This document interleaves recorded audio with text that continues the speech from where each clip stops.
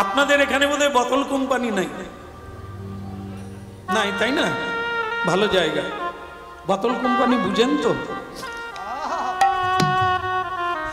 সব জায়গায়, সব জায়গায় আছে।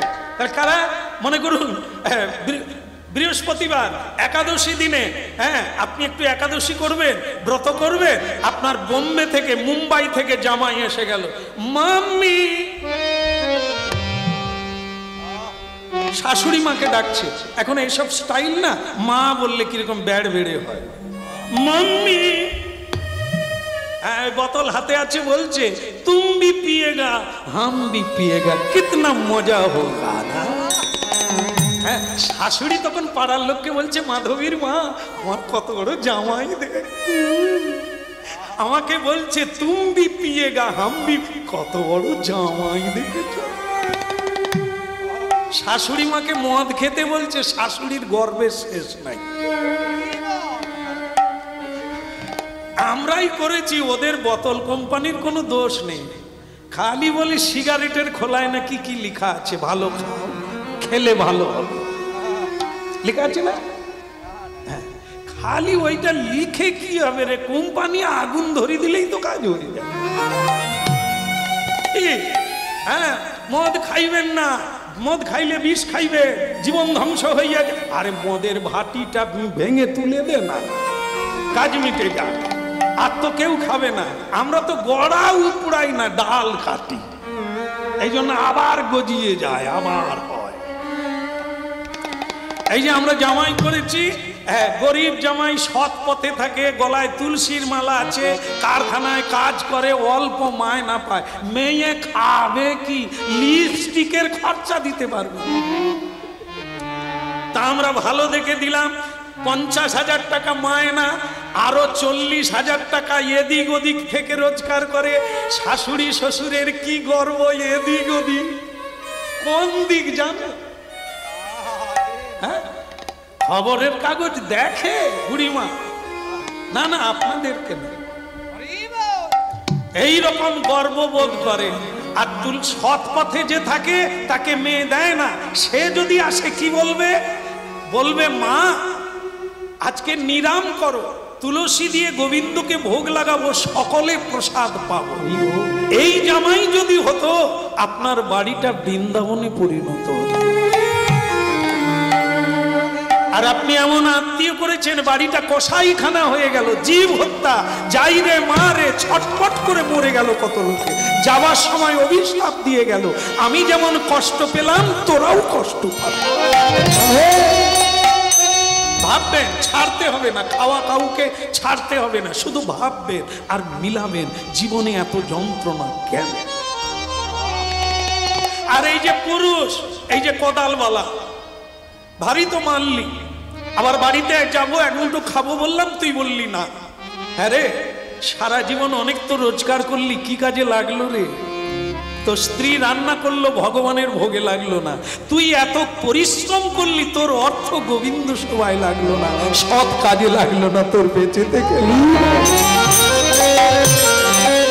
অনেক জ্ঞান দিলাম, নিবি নে, না হলে পচা পুকুরে ফেলে দে। সাধুরা বলছে, আর কিতাব গ্রন্থা দিতে বলছে, নেওয়া না নেওয়া তোমার ইচ্ছা। হ্যাঁ, এই সাধুরা বলবে, ভগবান বলে যাবে, অবতার পুরুষেরা বলবে, হ্যাঁ, কিন্তু নেওয়া না নেওয়া যে ইচ্ছা তোমার। যাকে যা আবার হয়েছে, কোদাল দিয়ে মারলি, আবার এক মুঠো খেতেও দিলি না। যাক, এখন তুই একটা বাড়ি বলে দে, তোর বাড়িতে তো জায়গা দিলি না, একটা জায়গা বলে দে, সেখানে গিয়ে আজকে রাতটা থাকবো, সকালবেলা চলে যাবো।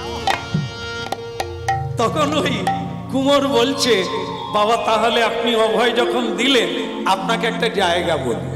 আমাদের গ্রামের শেষ মাথায় পুরুষোত্তম দাস ভগবানের ভোগ না দিয়ে প্রসাদ পায় না,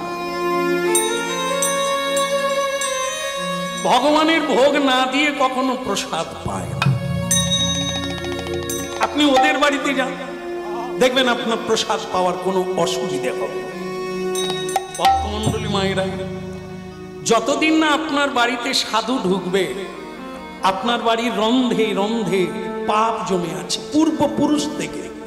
কেন আপনারা জানেন যে বর্ণ পরিচয় লেখা আছে, কদাচ মিথ্যা কথা কহিও না, কদাচ কাহারো বস্তু না বলিয়া লইও না, কদাচ কাহাকে ঠকাইও না, কদাচ কাহাকে বাক্যের দ্বারা আঘাত করিও না। আমরা সবাই পড়েছি, কিন্তু এ কথা কোনোটাই মানি না।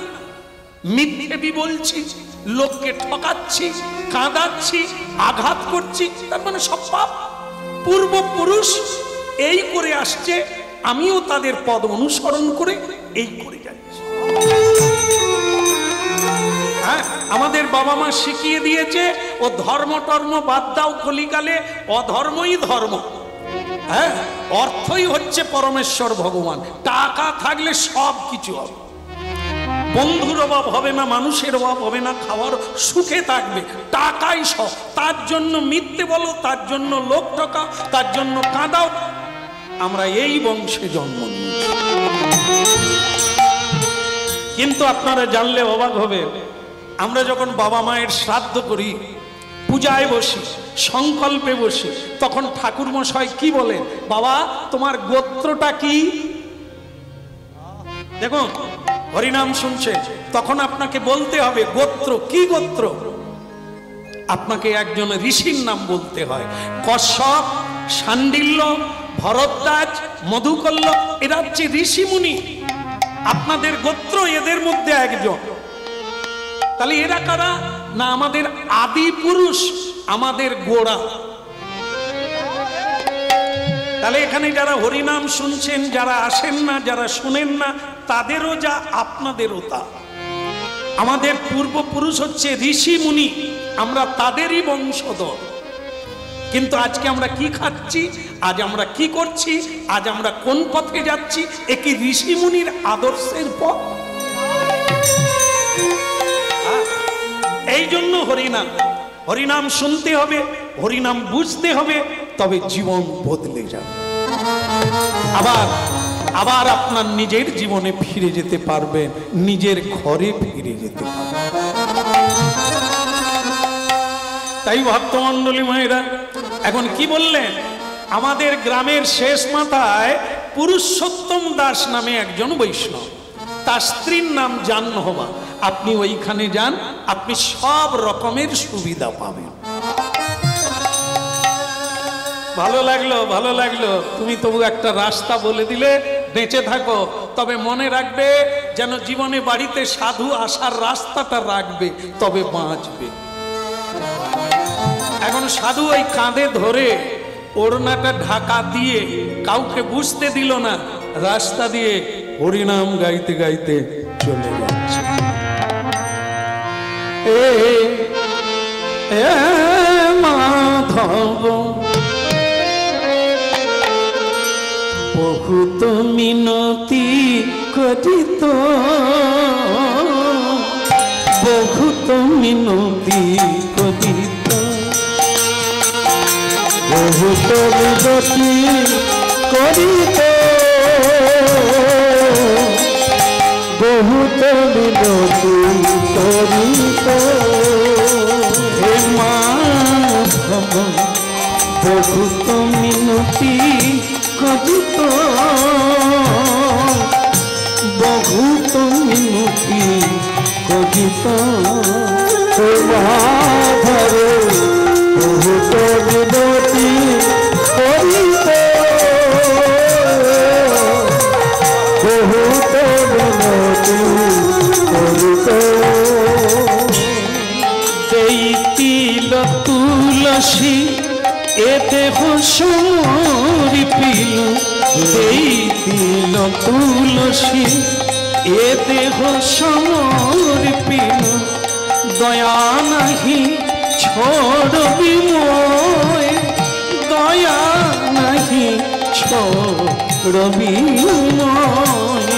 হে মাধব বহুত মিনতি করিত,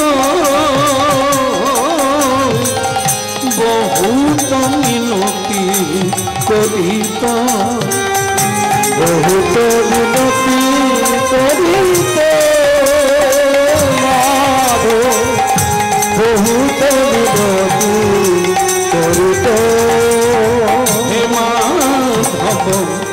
বহুত মিনতি করিত বহুত মিনতি করিত হে মাধব বহুত মিনতি করিত বহুত মিনতি করিত। বলো যায়নি তাই। রাধে রাধে রাধে রাধে। বাড়িতে কেউ আছে নাকি? ওই সাধু পৌঁছে গেছে পুরুষোত্তম দাস, তার বাড়িতে হুঙ্কার কি হরি ওম তৎসা হরি স্বামী বাড়িতে ছিল না, জাহ্নবা বেরিয়ে এলেন, গলায় আঁচল দিয়ে উলুধ্বনি করতে লাগলেন, পাড়ার মেয়েদেরকে ডাকলেন একটু উলুধ্বনি হোক। বাহ, ভালো লাগলো। আচ্ছা একটু হরিধ্বনি হোক নিতাই। কষ্ট হলো না তো? অসুবিধা হয়নি তো? তবে আপনাদের বলা হয় না, পাড়ার মেয়েদেরকে বলছি, আপনারা যে দিয়ে ফেললেন লাভ ছাড়া ক্ষতি নাই। উলুধ্বনি শঙ্খধ্বনি করে নারী উলুধ্বনি শঙ্খধ্বনি করে নারী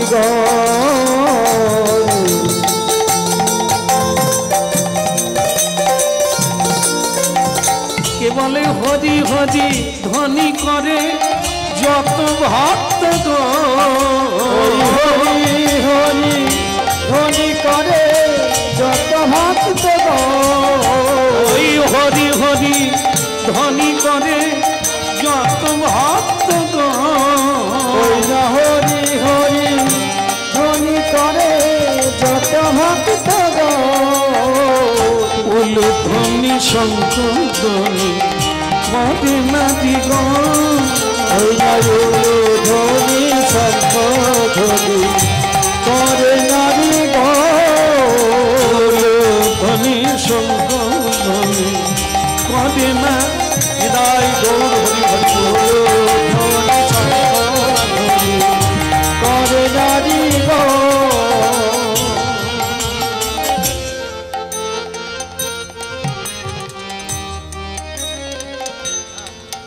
ভক্তমণ্ডলী মায়েরা, আজও আমাদের জগতে হরিনাম শুনে অনেক জায়গায় এই তত্ত্বটা জেনে নিয়েছে।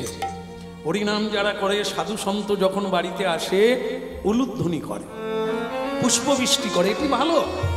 এই যেমন আমরাও এলাম, সেই একই ব্যবস্থা হলো, কিন্তু যদিও আমি সেই জায়গার লোক নয়, এক সামান্য সাধারণ একটি কীর্তন, তো আমাকে ফুল ছড়িয়ে নিয়ে যাওয়ার কোনো যুক্তি আসে না, আমি অত বড় যোগ্যতা নয়। কিন্তু তবুও তারা যেটা করছে করতে দিতে হবে, তাদের শ্রদ্ধা, তারা কোনো অসাধুকে করছে না, সাধু মনে করে করছে। হ্যাঁ, ফলটা তারা পাবে আর আমি আমার ফল পাবো। তো সুতরাং তাদের যে এই যে পরিস্থিতিটা, এই যে পর্বটা, এই যে আনুষ্ঠানিক বিষয়টা, এর দ্বারা তাদের লাভ হবে। ভক্তি চাই, শ্রদ্ধা করলে শ্রদ্ধা পাবে। শ্রদ্ধালু ব্যক্তিকে শ্রদ্ধা না করলে সমাজ ধ্বংস হয়ে যায়। যার যতটুকু মানে সম্মান পাওয়া, তাকে সম্মান করতে হবে।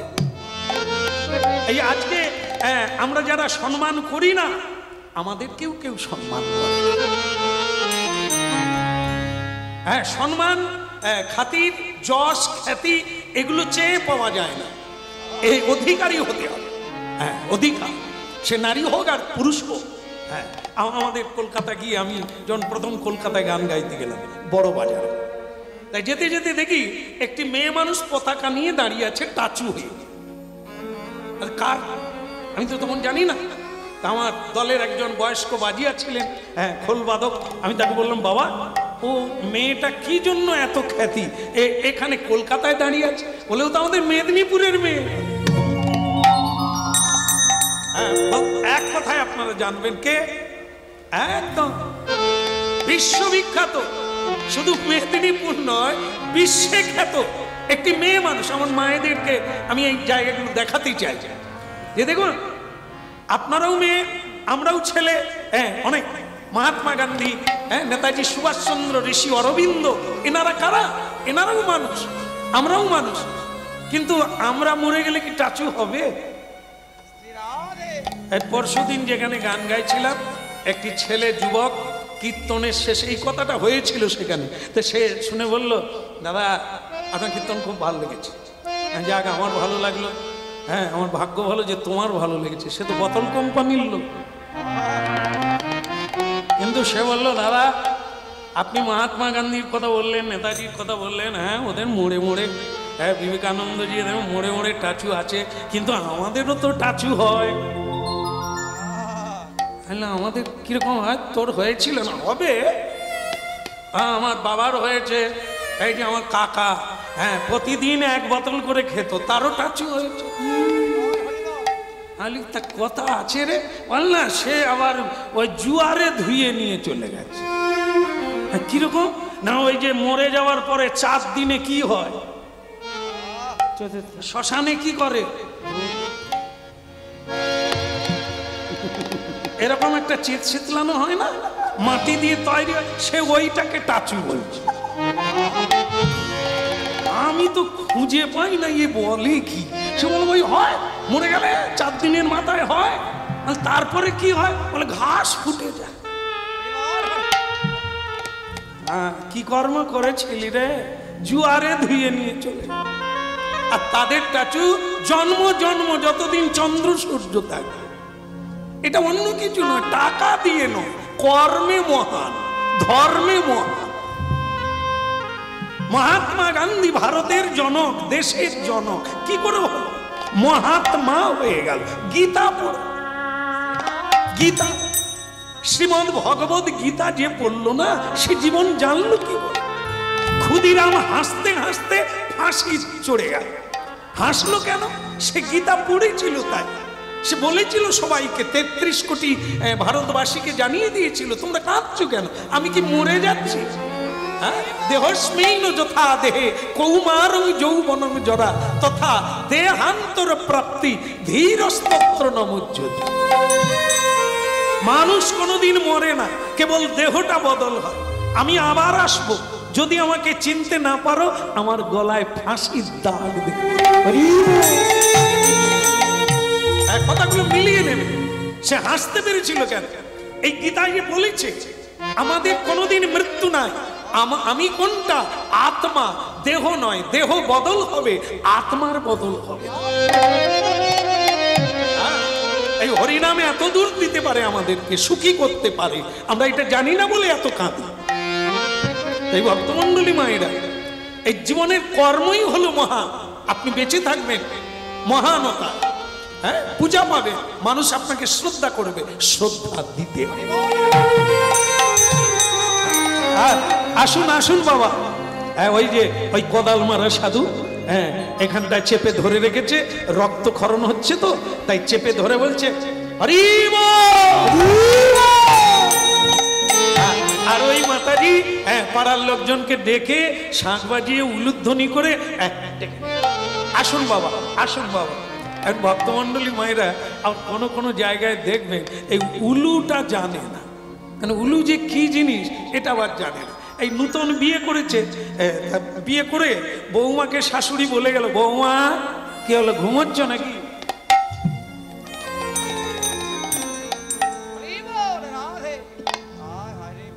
না না, আপনাদেরকে না, তার বৌমাকে বলছে না।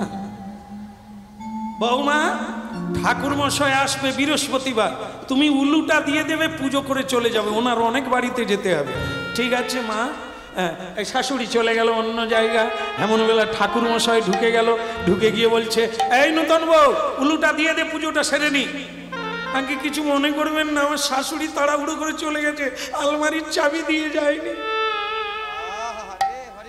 ঠাকুর মশাই বলে, চাবি নিয়ে আমি কি করব? আরে এই নূতন বউ, চাবি তোর যার কাছে পারে থাক, তুই উলুটা দে, আমি পুজোটা সেরে দিই। সে বলে, আমার শাশুড়ি মা আলমারি রেখে গেছে, চাবি দিয়ে যায়। ঠাকুর মশাই আগাগোড়া খুঁজে পায়নি, আলমারির ভিতরে উলু।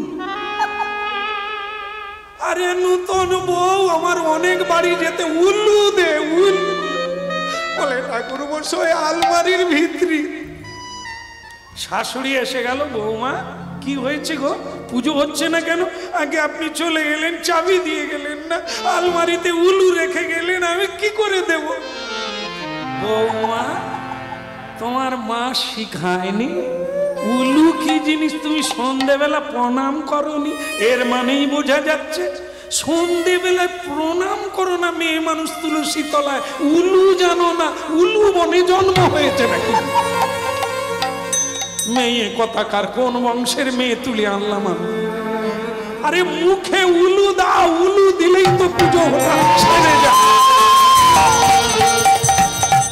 উলু ধ্বনি শঙ্করধ্বনি করে যত নারী রে, উলু ধ্বনি শঙ্করধ্বনি করে যত নারী রে।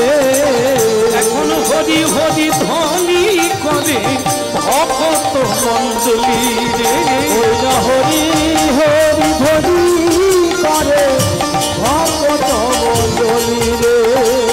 আহা উলু ধ্বনি শঙ্করধ্বনি করে যত নারী, উলু ধ্বনি শঙ্করধ্বনি করে যত নারী। হরি বল হরি বল, হরি বল হরি বল। একবারে বাহু তুলে সবে বল হরি বল হরি বল। ওই বাহু তুলে সবে মিলে হরি বল হরি বল। বলে না আমি যাবে না রে তুমি যাবে, বলে হরি বল হরি বল।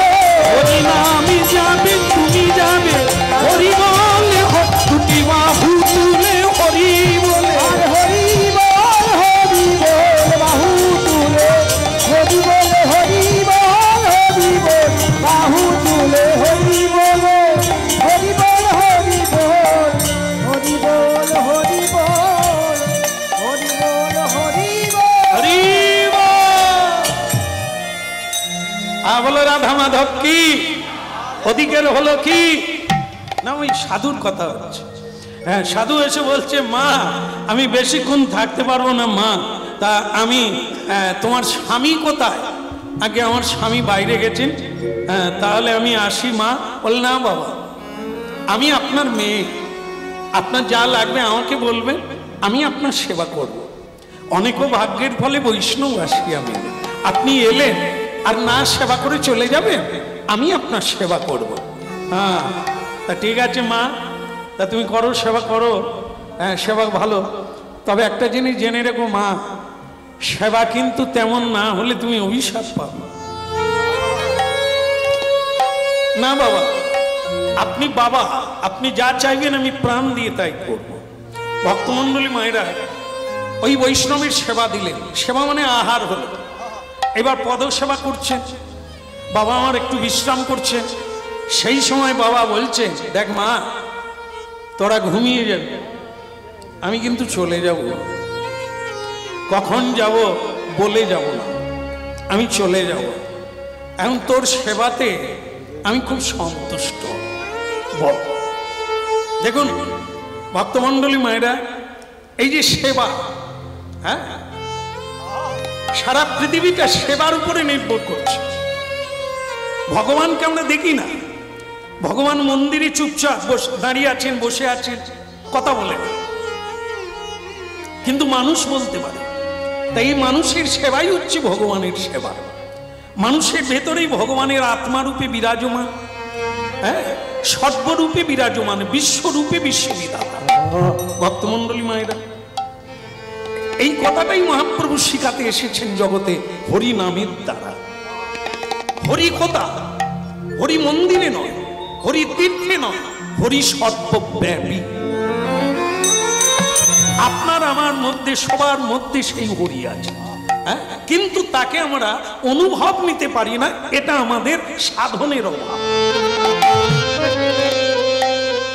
যেমন আপনারা জানেন যে দুধের মধ্যে মাখন আছে, তাকে দেখা যায় না। বীজের মধ্যে বৃক্ষ আছে, তাকে দেখা যায় না। বীজ রোপণ করলে তবে অঙ্কুর উদ্গম হবে, একটা বট বৃক্ষে পরিণত হবে, একটা ছোট্ট বীজ। ঠিক তেমনি দুধের মধ্যে মাখন আছে, কিন্তু পাওয়া যাবে না। দুধ গরম করতে হবে, তাকে দই পাততে হবে, দই পেতে তাকে মন্থন করতে হবে, তবে মাখন উঠবে। হরিনাম শুনছে, ভগবান সর্বব্যাপী। আপনাদের হৃদয়ে, আমার হৃদয়ে, আকাশে বাতাসে, নীলে অনিলে, জলে স্থলে সর্বময়। কিন্তু তাকে পেতে গেলে কি চাই? এই যে মন্থন, মানে সাধন, শ্বাস প্রশ্বাস, আয়া और जाया, আগম और নিগম। এই সাধনের দ্বারা মানুষ হৃদয় বিহারীকে বংশীধারী রূপে সামনে দেখতে পায়, রাধা রমন রাস বিহারী। মা, তুমি বলো মা কি চাও, আমি দিয়ে চলে যাব, তোমার সেবাতে আমি সন্তুষ্ট। এখন ভক্তমণ্ডলী মায়েরা, মায়েদের ভেতরে নাকি একটা আবেগ আছে। আবেগটা কি? সবকিছু পাবে কিন্তু একটার অভাবে কাঁদবে। সেটা কি? শেষ পর্যন্ত যদি সন্তান না হয়, মাতৃত্ব বোধে মায়েরা কাঁদেন। যত সোনা দিয়ে মুড়িয়ে দাও, যদি সে মা না হতে পারে, তার জীবন অপূর্ণ থেকে যায়। এই পুরুষোত্তম বৈষ্ণব ঠাকুরের পত্নী, নাম তার জাহ্নবা। স্বামী তো ভোলানাথের মতো, পেয়ে জীবনে ধন্য হয়ে গেল। ঠাকুরের সেবা করে, বৈষ্ণবের সেবা করে জীবন ধন্য হলো। কিন্তু তার অন্তরের অন্তঃস্থলে একটা জায়গায় অভাব থেকে গেল, তিনি মা হতে পারেন। আজকে তাই বৈষ্ণব যখন বললেন, মারে তুই যা চাইবি আমি তোকে দিয়ে চলে যাব, বল তুই কি চাস। এখন ওই মা বলে ফেলেছে, কেউ আমাদের মা বলে না, কাঁদে নয়ন জলে কেন, কেউ আমাদের মা বলে না, কাঁদে নয়ন জলে। কেউ আমাদের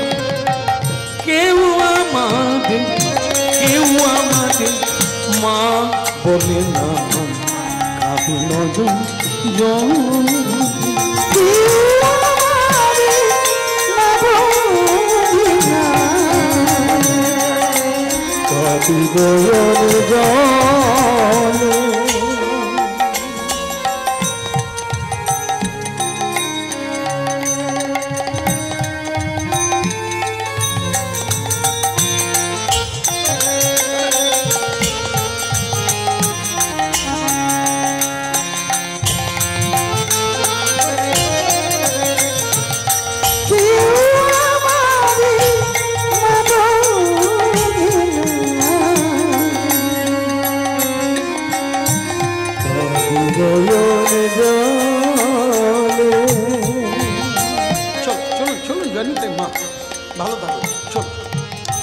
কেন কেউ আমাদের,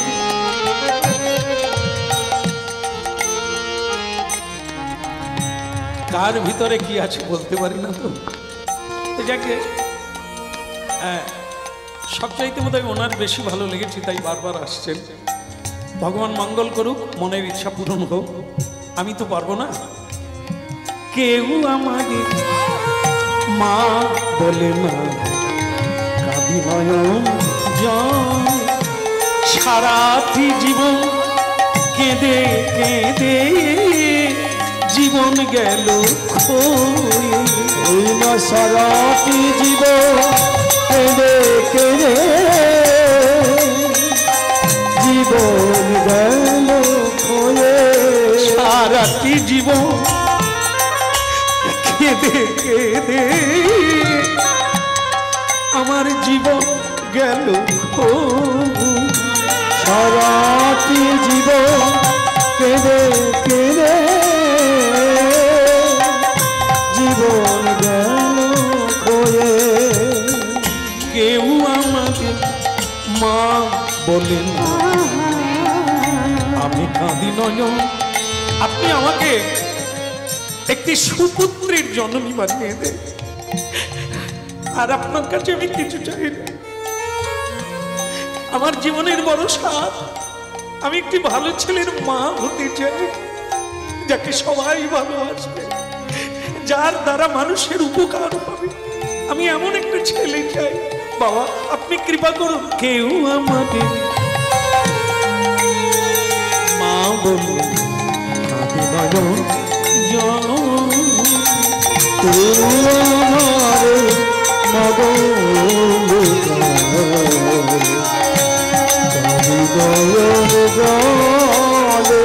সারাটি জীবন কেঁদে কেঁদে আমার জীবন গেল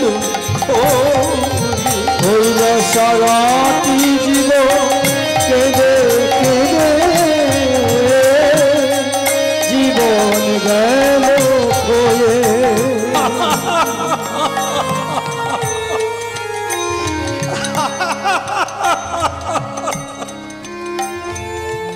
এই হলো মেয়ে মানুষ। এই মা কি করলি তুই? হ্যাঁ আমি তোকে বুদ্ধিমান বলে জানতাম, হ্যাঁ আমি তোকে ভাগ্যবতী বলে জানতাম। এ তুই কি চাইলি? আমার আমার মতো লোকের কাছে তুই কি চাইলি? একটা সামান্য জিনিস। কার পত্নী তুই? বৈষ্ণব চূড়ামণি পুরুষোত্তম দাস, যার খ্যাতি আছে, সর্বজন তাকে প্রণাম করে মনস্কামনা পূর্ণ করে। আর তুই তার ঘরের পত্নী ভাগ্যবতী হয়ে তুই এ কি চাইলি? কাঁচের টুকরো। কাঁচ যেমন কাঁচের চুড়ি যেমন হাত থেকে পড়ে গেলে ভেঙে যায়, এ পুত্র কন্যা বিষয় বৈভব এ তো সব ওই রকমই, আজ আছে কাল থাকবে না।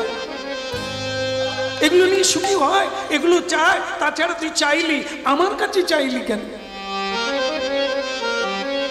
এক দোকানে সবকিছু পাওয়া যায় না, দোকান আলাদা আছে। মুদি দোকান আলাদা, শেখরার দোকান আলাদা, কামার দোকান আলাদা, কুমোর দোকান আলাদা। এক জায়গায় সব পাওয়া যায় না। যে যেমন তার কাছে চাইতে হয়। লোকে কার্তিক পুজো করে সন্তান চায়, তুই বৈষ্ণবের পুজো করে সন্তান চাই না? তুই কি ভুলে গেলি বৈষ্ণব প্রণাম মন্ত্রটা?